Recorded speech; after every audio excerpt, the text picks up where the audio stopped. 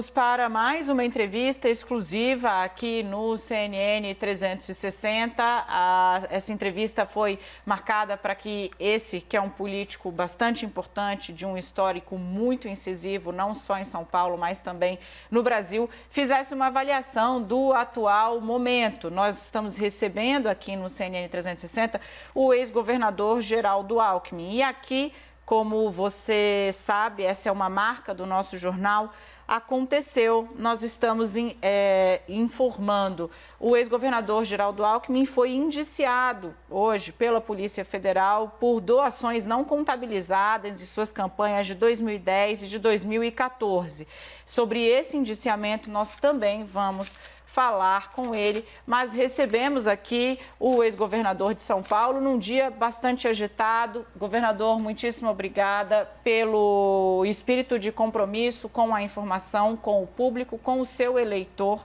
O senhor recebeu a notícia chegando aqui, entrando na CNN e ficou para que falasse com a gente, não só sobre esse assunto, mas a respeito de todos os outros. Eu considero essa demonstração, além de tudo, de correção, de compromisso com quem nos acompanha e quem acompanha o senhor também, muito respeito à liberdade de imprensa. Então, muitíssimo obrigada. A gente vai iniciar por onde a gente havia se programado e tratamos desse assunto de agora, logo mais aqui adiante.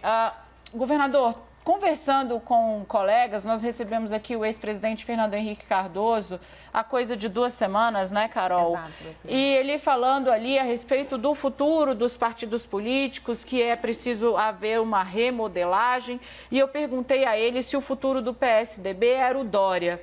Ele disse que nesse momento parece que sim, fez como o Fernando Henrique Cardoso sempre faz, um passo para lá, meio passo para cá e ficou ali em 75%. Qual é o futuro do PSDB? Eu repito a pergunta ao senhor, é João Dória?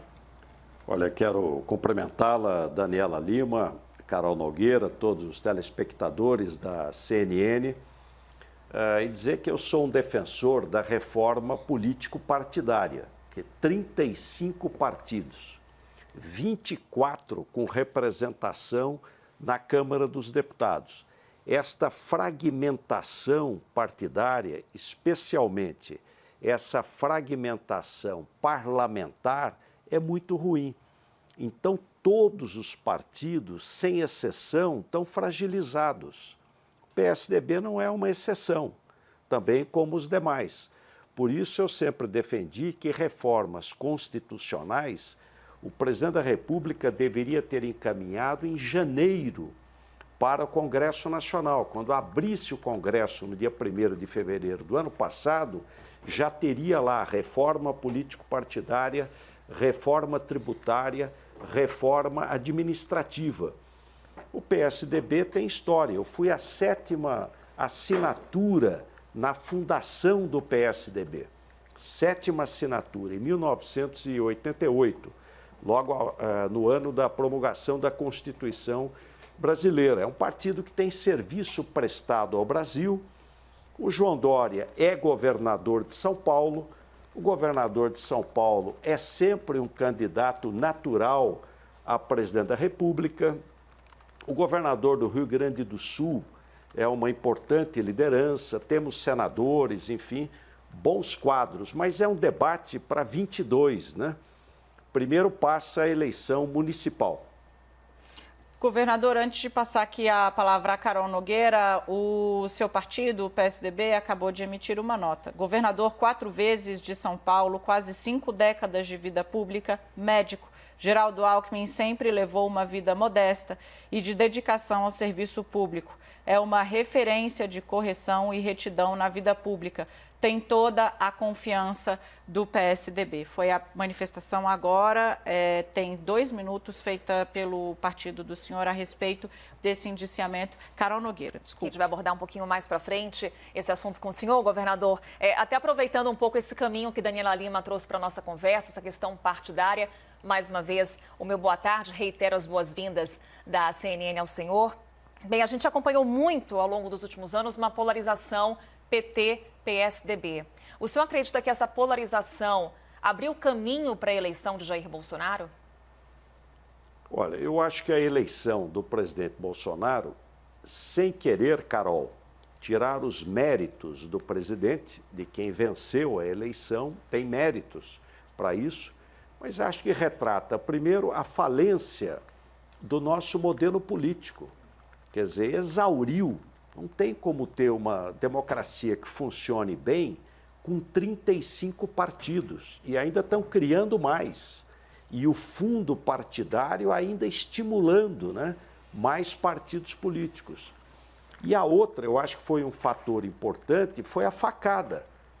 Porque há uma semana antes da facada, eu tinha passado de 9% para 11%. O Bolsonaro tinha caído de 21% para 19%. A diferença era 8 pontos. Estava subindo, ele caindo e a campanha começando. A diferença era pequena.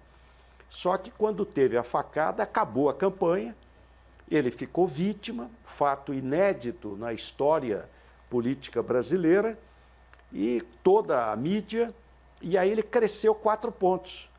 O Haddad também cresceu, porque o PT foi obrigado a definir o candidato, e aí você acabou tendo o segundo turno no primeiro turno, uma eleição plebiscitária.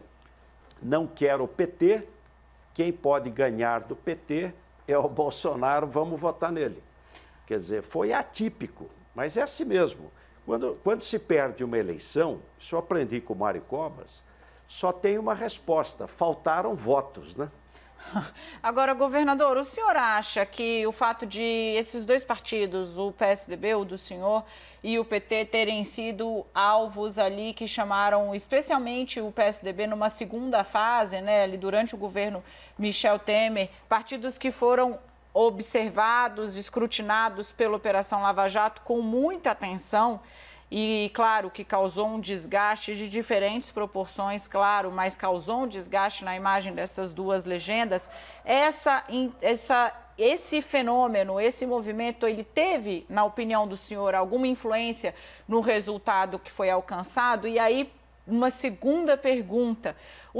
Como é que o senhor vê hoje esse movimento de integrantes ou ex-integrantes da Lava Jato? A gente recebeu aqui o ex-procurador Carlos Fernando dos Santos Lima, dizendo que Sérgio Moro foi enganado por um mentiroso, numa referência ao presidente Jair Bolsonaro, e Deltan Dallagnol também em entrevistas que diz ali que o compromisso do presidente Jair Bolsonaro com a corrupção era da boca para fora. Como é que o senhor vê essa tentativa de rearranjo?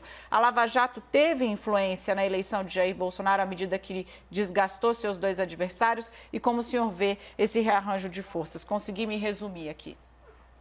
Olha, eu entendo primeiro, claro que teve efeito, é óbvio, tudo tem efeito numa eleição.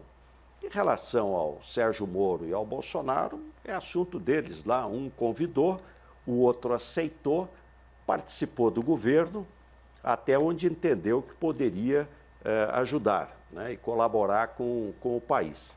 Agora, eu aprendi o seguinte, em medicina, suprima a causa, que o efeito cessa. Então, nós temos um modelo que está exaurido. Você vai mudando de nome. A crise era Dilma, passou a ser Michel, agora é Jair. Precisa ver quem é o próximo. Se nós não mudarmos esse modelo, não fizermos uma reforma político-partidária para ter menos partidos políticos, mais programáticos, voto distrital misto, esse modelo nosso, ele torna a campanha altamente corporativa.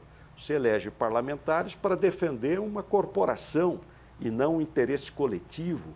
Então, eu insisto muito na questão da reforma político-partidária, porque hoje o que nós estamos vendo é o personalismo na política.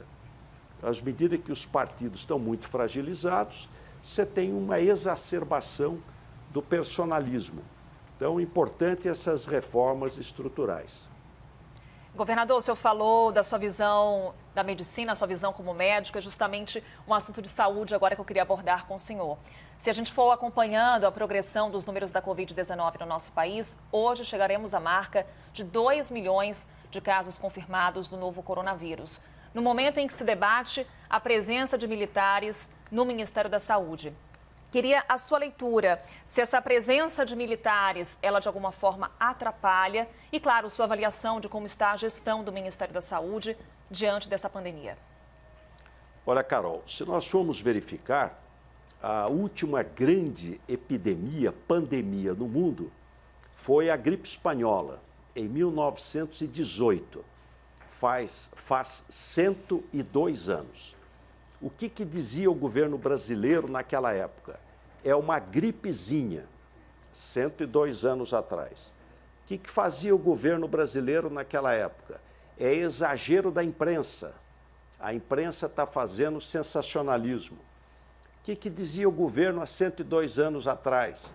Vamos omitir os números, vamos esconder os números.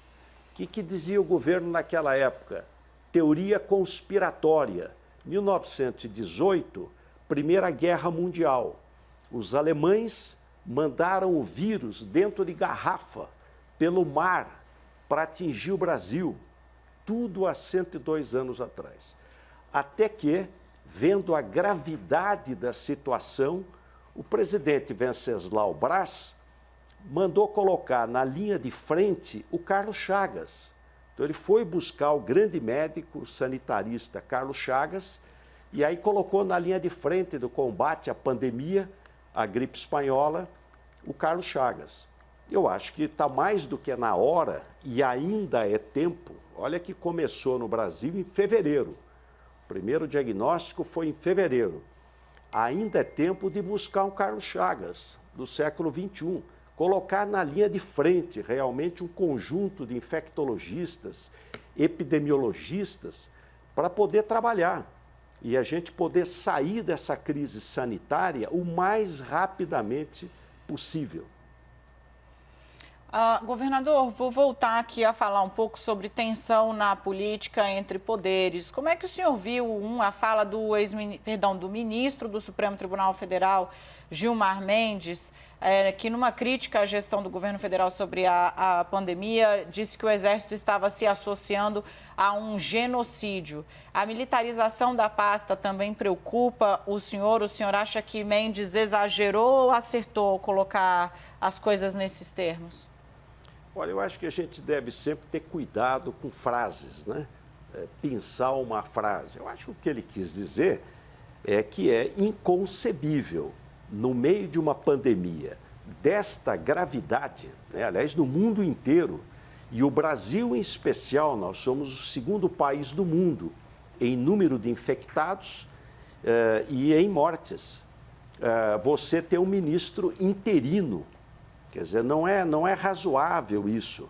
O governo teria que ter, como o presidente Fernando Henrique teve naquela crise de energia, um comitê de crise, né, com Pedro Parente ali no comando, fazendo ações na área de saúde, social, econômica. Uma medida social importante que eu quero destacar foi o auxílio emergencial, os R$ 600 e os R$ 1.200 para chefe de família. Foi uma medida necessária, medida correta. As medidas na área econômica precisam ser mais rápidas, mas eu acho que o que ele quis dizer, o ministro Gilmar Mendes, é o que eu também acho, de que não é possível você ter numa situação de tanta gravidade, e nós ainda não passamos, né, não estamos na fase ainda de declínio, se Deus quiser, vamos chegar rapidamente, mas é preciso ter aí uma grande equipe no sentido de trabalharmos. Começou em fevereiro, não dá para em julho você ainda não ter leito de UTI, você ter falta de respirador. Aliás, quero dar um dado para você, Daniela e Carol, quem está nos acompanhando aqui na CNN. Quando eu fui candidato a presidente em 2018, eu levantei, o Brasil tem 30 mil leitos ociosos. 30 mil leitos fechados, geralmente de hospitais filantrópicos, que não têm dinheiro para custeio. Aliás, eu até dizia na época um paradoxo, 30 mil leitos fechados e o Ministério da Saúde fazendo 35 mil obras novas, 35 mil convênios com estados e municípios para obras novas, quando você tem 30 mil leitos ociosos. Então, eu vejo que é importante, sim, faço votos que o presidente rapidamente coloque uma equipe, né, liderando aí o combate à epidemia de profissionais, pessoas com larga experiência na questão epidemiológica. E digo mais, isso vai se repetir. 2002, SARS, só que foi Ásia. 2008, H1N1. 2012, MERS, só que foi Oriente Médio. 2015, Ebola, só que foi África. 2019, SARS-CoV-2. Aliás, o embaixador Rubens Recupero colocou um dia de maneira muito relevante de que quando teve a epidemia de AIDS na década de 80, a ONU criou um braço executivo ligado à OMS só para combater a AIDS. A AIDS matou 32 milhões de pessoas no mundo. E, portanto, há necessidade hoje de ter um braço executivo da OMS só para as pandemias, porque a cada 4, 5 anos você tem uma epidemia, que as pessoas achavam que não ia chegar no Brasil, porque nós somos um país tropical e o vírus é mais de clima frio. No entanto, foi na Amazônia, no município de Tabatinga, na Amazônia, divisa com a Colômbia, que você teve a maior letalidade no país, 83 mortes por 100 mil habitantes. Então é um momento difícil, que está todo mundo aprendendo, buscando os melhores protocolos para tratar a doença. Hoje já bastante claro que o caminho é a azitromicina, um antibiótico, com ivermectina ou outros tratamentos, e depois corticoide, dexametasona e anticoagulante. E todo mundo trabalhando para ter a vacina o mais rapidamente possível. E veja a importância de ter boas instituições no Brasil. O Instituto Butantan, aqui em São Paulo, que tem mais de um século, começou para produzir soro contra a picada de cobra, e hoje é o maior instituto soroterápico da América Latina, e a Fundação Oswaldo Cruz, Biomanguinhos, no Rio de Janeiro. Governador, eu vou trazer então o assunto do dia, inclusive porque eu acho importante para que a gente possa tratar de diversos aspectos dessa crise política que se arrasta no Brasil com base nisso. Veja só, o senhor soube há pouco, a Polícia Federal indiciou o senhor e mais 2 pessoas por conta ali no braço eleitoral da Lava Jato de doações que teriam sido recebidas em 2010 e 2014 da empreiteira Odebrecht não contabilizadas. Primeiro, eu queria saber como é que o senhor recebe esse indiciamento e queria saber também como é que o senhor avalia o fato de ele estar acontecendo pouco tempo depois de o ex-governador também do PSDB, José Serra, ter sido alvo de uma busca e apreensão, também no esteio dessas investigações, já com denúncia oferecida.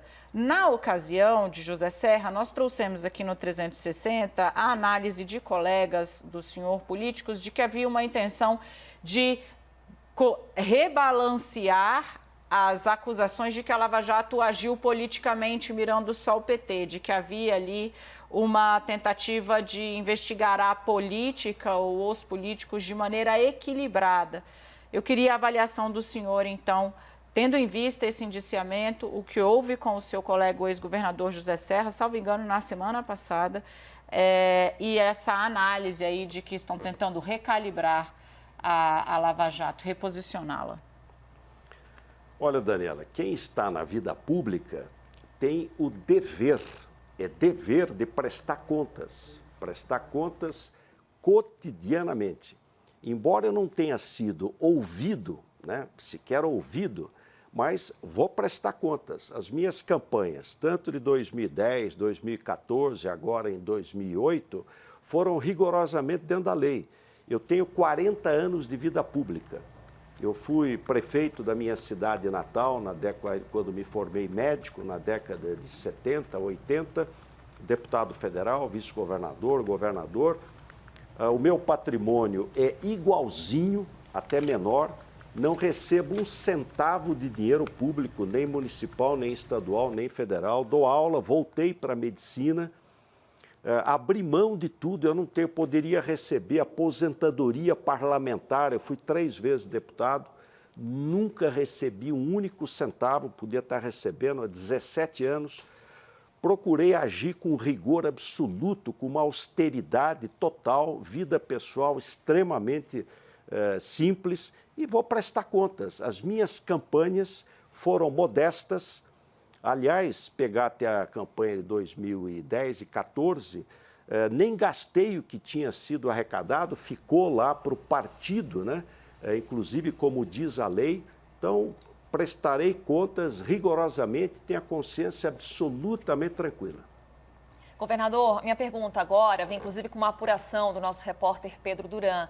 Ele traz aqui uma apuração que o senhor será oficializado como coordenador do plano de governo de Bruno Covas, à reeleição na Prefeitura de São Paulo. Ele traz aqui informação que hoje houve uma reunião com o presidente municipal do PSDB e que esse anúncio será feito dentro de alguns minutos, exatamente, às 7 horas da noite, dentro de alguns minutos, daqui a cerca de 1 hora. É informação que o senhor confirma e o senhor acredita que esse indiciamento, de alguma forma, pode comprometer esse anúncio? Olha, eu tenho um grande carinho pelo Bruno Covas. Eu tive o privilégio de ser vice-governador, copiloto de um grande comandante, que foi o governador Mário Covas. Aprendi muito, porque o Mário Covas tinha a objetividade do engenheiro politécnico e tinha uma grande sensibilidade para a questão social. Foi para mim um aprendizado conviver com o Mário Covas ali durante 6 anos. Gosto do Bruno. O Bruno morava até com o avô quando era menino, com o Mário Covas e Dona Lila. Vou ajudar o Bruno Covas, acho que ele está preparado, é um guerreiro, né? Bom prefeito de São Paulo, enfrentando inclusive a questão da doença. Vou ajudá-lo. Ele me pediu para que colaborasse com ele na questão de programa de governo. Aliás, eu fui 2 vezes candidato a prefeito de São Paulo. E é interessante se ver como é o destino, né? Eu fui candidato a prefeito de São Paulo no ano 2000, não me elegi, 2 anos depois ganhei para governador em seguida. Fui candidato a prefeito de São Paulo em 2008, não fui nem para o segundo turno. 2 anos depois me elegi governador no primeiro turno. Então aprendi sobre essa metrópole, essa cidade apaixonante que é São Paulo, 3ª metrópole do mundo. Então vou ajudar sim o Bruno no que eu puder na questão de programa de governo, colaborar com ele, para que ele possa ter, se Deus quiser, se for eleito, um bom mandato em benefício da população de São Paulo. Governador, eu vou insistir na segunda parte da minha pergunta, que o senhor solenemente deixou para lá, mas eu vou voltar nela. O senhor vê politização nas ações da Força Tarefa da Lava Jato? O senhor acha que o movimento que foi feito pelos investigadores, pelo ex-juiz Sérgio Moro, abre uma brecha para essas acusações, para essas suspeitas? Olha, Daniela, eu espero que não. Espero que não, porque eu sou daqueles que defendem as instituições. As pessoas passam, as instituições são permanentes. O que faz diferença nos países, nas nações, são boas instituições. Nós precisamos ter boas instituições, Ministério Público, Poder Judiciário. Eu ouvi aqui, cheguei um pouco antes, e assisti a belíssima entrevista de vocês com o Aires Brito, destacando exatamente isso, né, de ter boas instituições. Então, espero que não, né, que a gente possa ter boas instituições em benefício da sociedade brasileira. Posso fazer só um adendo? Claro. Desculpe, mas então, nesse sentido, o senhor acha que é salutar a decisão do Procurador-Geral da República, Augusto Aras, de solicitar os dados e passar ali em revista todas as atuações, todos os instrumentos que foram utilizados, enfim, pelas forças-tarefas da Lava Jato em São Paulo, Rio e Curitiba? Vale, nesse caso, a máxima que foi aplicada a muitos dos alvos dessas operações? Quem não deve, não teme? Olha, eu não tenho conhecimento técnico, né? Eu não sou nem jurista, nem advogado, sou médico, para analisar aí essa questão jurídica, né? E eu também não me aprofundei nesse tema. Agora, eu sou sempre favorável à tese de Santo Agostinho. Prefiro os que me criticam, porque me corrigem, aos que me adulam, porque me corrompem.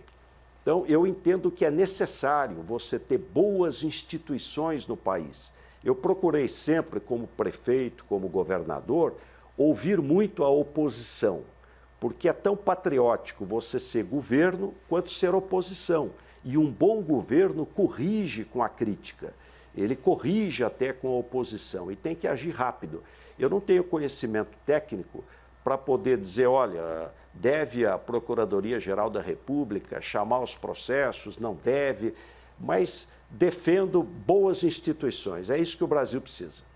Bem, governador, vou seguir na linha da Daniela Lima e também insistir na minha segunda pergunta para o senhor, quando eu lhe questionei a respeito de o senhor conduzir, então, o programa de coordenação da campanha reeleição de Bruno Covas, a apuração do Pedro Duran, que o senhor confirmou. E eu insisti num ponto, se isso de alguma forma pode comprometer o indiciamento, se pode comprometer não só a sua atuação nesse plano, nesse programa de reeleição de Bruno Covas, e até amplia um pouco, se de alguma forma isso pode comprometer o seu futuro político, se é que podemos falar no futuro político, se o senhor tem essa intenção.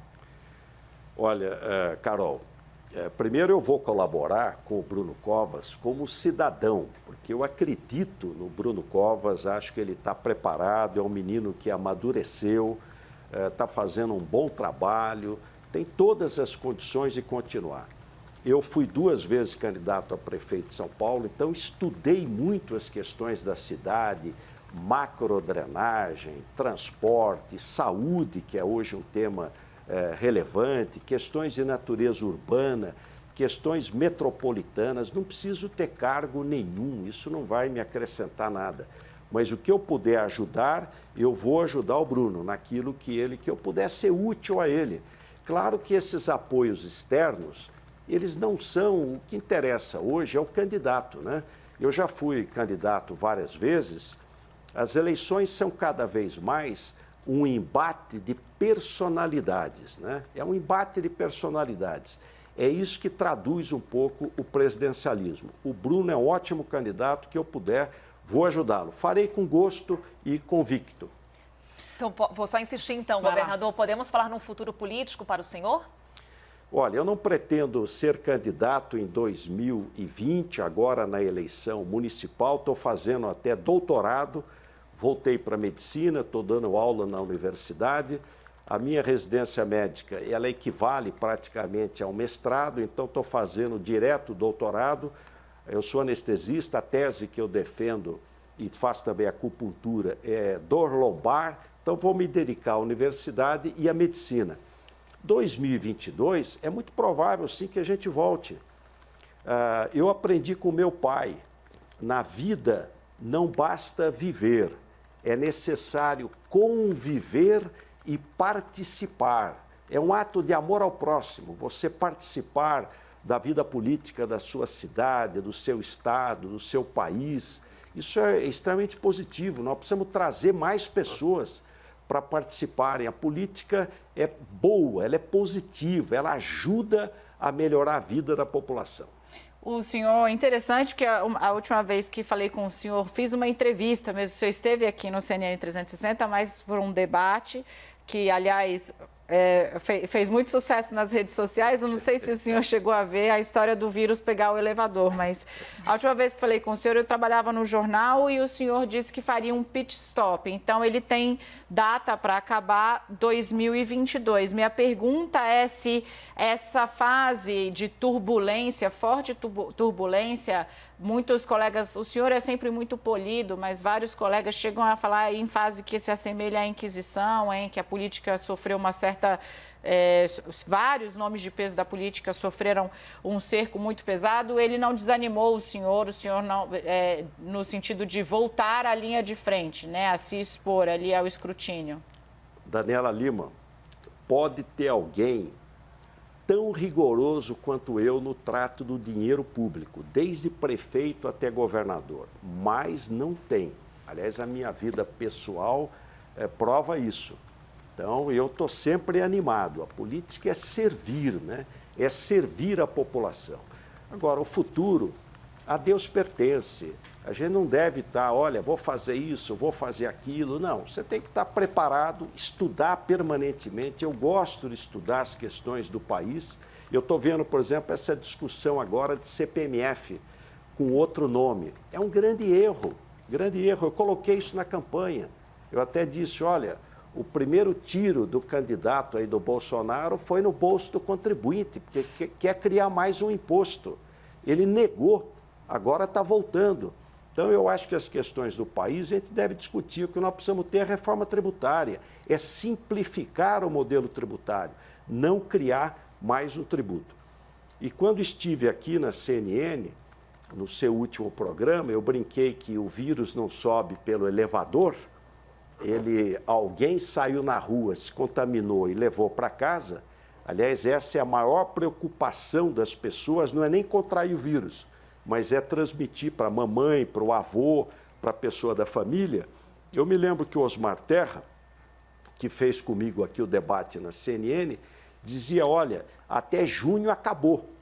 Olha, nós já estamos indo daqui a pouco para agosto. E, infelizmente, não acabou. É preciso ter humildade, né? E trabalhar rápido para a questão da vacina. Mas quero destacar a importância, inclusive, dos meios de comunicação. Vitor Hugo dizia que o diâmetro da imprensa é o diâmetro da civilização. Ela é civilizatória. Esse debate, né? A boa imprensa é a sociedade conversando consigo própria. Governador, falando um pouquinho mais então de pandemia, de Covid-19, falando um pouquinho também sobre o seu partido, sobre relações entre poderes. A gente acompanhou inclusive rusgas públicas entre o presidente Jair Bolsonaro e o governador de São Paulo, João Dória, do PSDB. Quando a gente olha para o cenário em São Paulo dos números da Covid-19, são números que impressionam. Até que ponto esse conflito entre o presidente Jair Bolsonaro e o governador João Dória atrapalhou o enfrentamento à Covid-19? Olha, acontece que começou primeiro em São Paulo. Se for verificar, 5 capitais tiveram inicialmente a doença. Ela chegou primeiro aqui, o vírus. São Paulo, uma cidade cosmopolita, mundial, gente aqui do mundo inteiro. Rio de Janeiro, Recife, tem vários voos por dia para a Europa.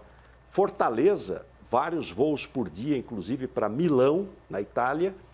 E Manaus, Zona Franca de Manaus. Então, começou primeiro aqui e está caindo. Aliás, ontem, eu verifiquei o número de ontem, a gente tinha na capital de São Paulo 200 mortes, 100 mortes, 50. Ontem foram 6 mortes. Pode ser que foi só ontem, pode ser que hoje mude. Mas eu acho que nós estamos num processo de redução aqui na capital. Redução de leitos, né, de internações, de doentes, graças a Deus. Quanto mais rápido terminar, melhor. Agora, o presidente da República devia ter unido o Brasil, ter feito, no momento deste pandemia, unido o Brasil. E tem que trabalhar com os governadores e prefeitos, porque o governo federal não tem rede própria. Ele não tem rede própria. A rede de saúde é estadual e municipal. Quais são os hospitais do governo federal? Aqui em São Paulo só tem o Hospital São Paulo, só o hospital universitário. Toda a rede é estadual e municipal. Então, o governo federal tem que liderar esse trabalho e trabalhar junto com os estados e municípios. Eu acho que eu não tenho detalhes do trabalho do governo do estado, essa coisa de bandeira, cores, esses detalhes. Mas eu acho que fez o que precisava ser feito. Criou os hospitais de campanha, criou os leitos de UTI, viabilizou ventiladores, enfim, tomou medidas necessárias no momento de grave crise. Governador, já que estamos falando de pandemia, vou dar uma pausa muito rápida. O senhor fica aqui comigo, não precisa se mover, para trazer uma informação agora que chega pela nossa produtora. Ela é especialista, setorista de judiciário da CNN, a Gabriela Coelho. Envia a seguinte informação: a Justiça do Rio de Janeiro mandou o governo do estado suspender os repasses para a Secretaria de Saúde do Rio de Janeiro. Por quê? Porque vocês estão acompanhando no 360, nós fomos várias vezes ao Rio hoje.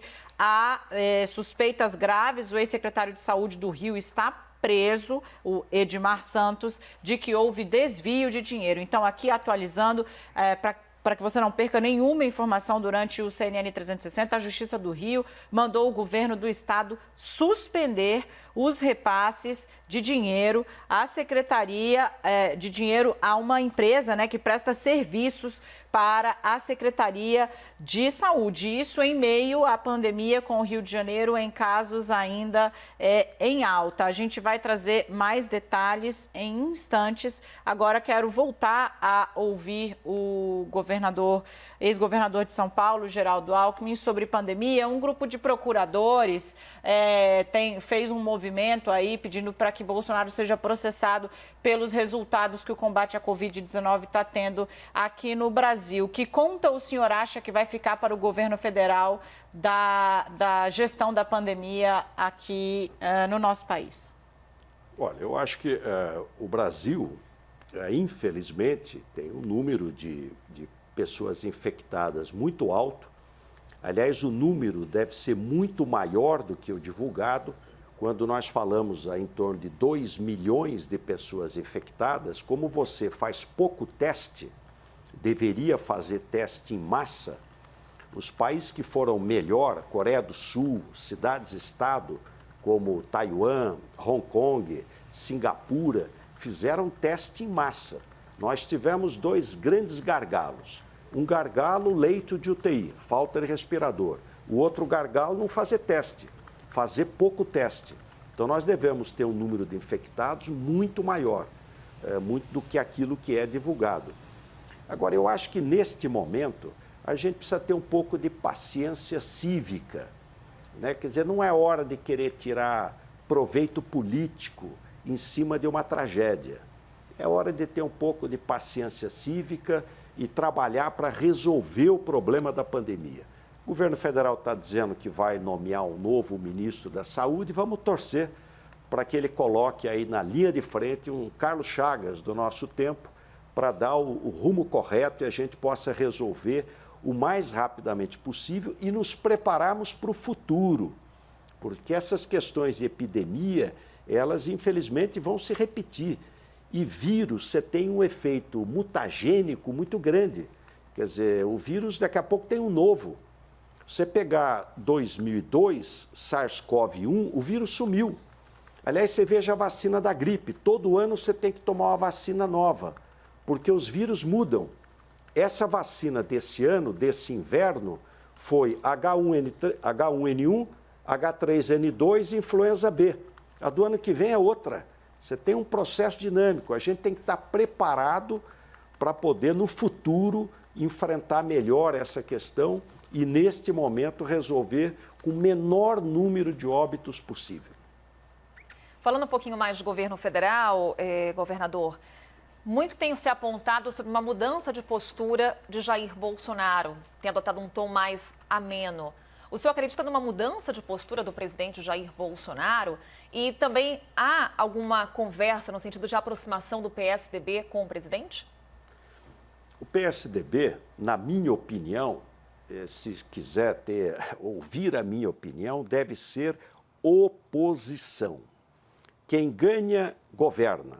Trate de governar bem. Quem perde, fiscaliza. Trate de fiscalizar bem e se prepare para a próxima. Isso é democracia. Quem ganhou, governa, governe bem. Quem perdeu, fiscaliza, fiscalize bem. Tem que ser oposição.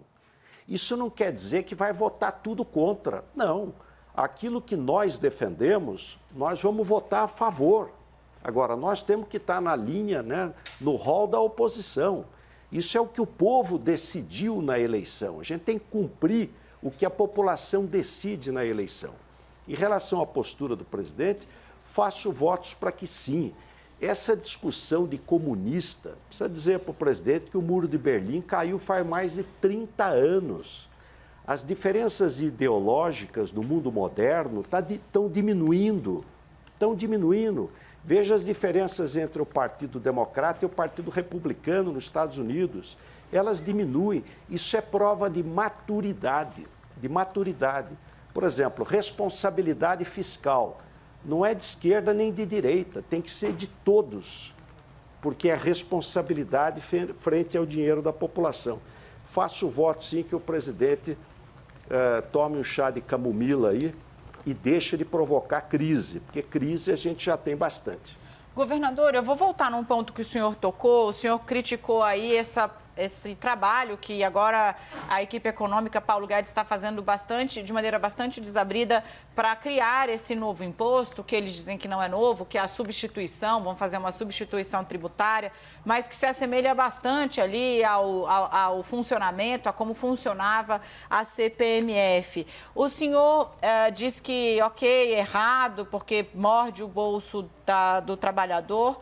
Ok, mas como é que se lida com o que está por vir? Porque nós temos agora uma recessão que, se ficar em 6% de queda de PIB, estaremos num patamar melhor do que as projeções atuais prevêem, gastos com a pandemia que devem ser feitos, economia paralisada, 40% das empresas micro e pequenas aí fechadas. A gente trouxe esse dado hoje aqui no CNN 360. Como é que se lida com essa situação sem aumentar a arrecadação? Olha, eu não sou daqueles que acham que tem que escolher entre saúde e economia. Não. Porque enquanto não resolver a crise sanitária, você não vai resolver a crise econômica. Tem que centrar os esforços na questão da crise sanitária, para o mais rapidamente possível passar. Entendo que a área social foi importante, o auxílio emergencial e essa prorrogação por mais 2 meses. A questão do governo federal, nesse momento, tem que ser contracíclico, tem que gastar mesmo, tem que liberar crédito, tem que estimular a atividade econômica, mas eu queria destacar um lado positivo. Nós estamos com juros, a taxa Selic, quase juro zero, sem inflação. Por que a Bolsa de Valores está batendo recorde? Bateu em 100 mil pontos. Porque quem tem capital e vivia de juros, de rentista, como rentista, não tem mais juros para aplicar. Para aplicar é zero. Então vai ter que investir no setor produtivo. Por isso a Bolsa de Valores está subindo. Quer dizer, então se tiver uma macroeconomia boa, com dólar a mais de R$5, as exportações são estimuladas. O agronegócio brasileiro está batendo recorde. O turismo interno deve crescer. Agora, não tem sentido você, nesse cipoal tributário, criar mais um imposto. E a CPMF, com o nome de imposto digital, é em cascata, porque ela incide cada vez que você faz uma aplicação ou que você tira um dinheiro, digitalmente, ou no cheque. Então, isso é em cascata, é imposto ruim. E com juros quase zero, onera o crédito. Tem um outro aspecto ruim. O que nós precisamos é simplificar o modelo tributário brasileiro. Governador, falando um pouquinho mais sobre esse futuro pós-pandemia, mas eu quero falar agora de um futuro político. O senhor falou que o futuro a Deus pertence, mas eu queria abordar com o senhor a questão de novas lideranças. O senhor fala bastante aqui com a gente sobre reforma político-partidária, mas o meu questionamento não faltam nesse momento novas lideranças no nosso país, novos nomes, principalmente olhando aí grandes partidos? Eu entendo que sim. Eu acho que nós devemos estimular a participação política. Acho que é importante você estimular o jovem, que ele participe da vida pública, as mulheres precisam ter uma participação maior. Acho que isso é necessário, né? Eu aprendi com o Franco Montoro, que foi meu professor. O futuro começa hoje. Ele se chama juventude. Então nós precisamos trazer os jovens para participarem da vida pública. Esse é um processo, né, permanente. Eu acho que fazendo a reforma político-partidária, melhorando esse arcabouço político-partidário, as coisas tendem a avançar.